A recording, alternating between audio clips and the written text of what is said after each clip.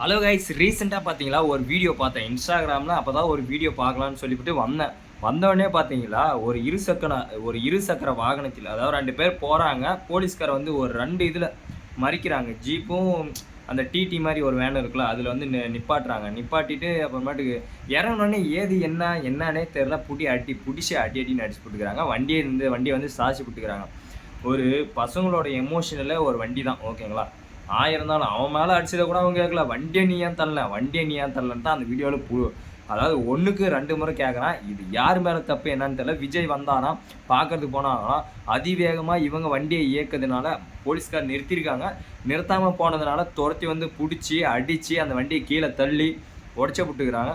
அப்புறமேட்டுக்கு என்னன்னு கூட விசாரிக்கவே இல்லை. அப்புறமேட்டுக்கு எல்லாம் அடிச்சு முடிச்சுட்டு அப்படியே கிளம்பி வந்துட்டாங்க. என்ன தமிழ்நாட்டில் என்ன நடக்குது? ஒரு பக்கம்னா கல்ல இருக்குன்னா காலில் சொல்கிறானுங்க, இன்னொரு பக்கம்னா கஞ்சாவாதியில் கற்பழிக்கிறானுங்க. மொத்தம் உங்களுக்கு பிரச்சனையே என்னடா?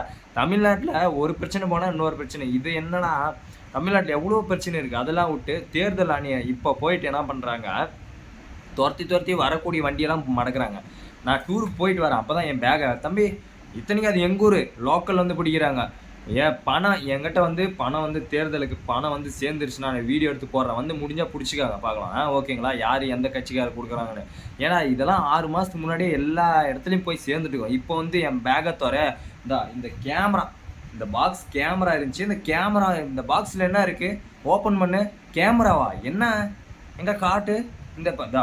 இதுக்குள்ளே பேப்பர்லாம் வச்சுருந்தா இந்த பேப்பருக்குள்ளே தான் காசு வச்சுருங்க, ஒன்றும் திறந்தெல்லாம் பார்க்குறாங்க. ஏன்னா இது ஒரு நியாயம், ஒரு இது இல்லை.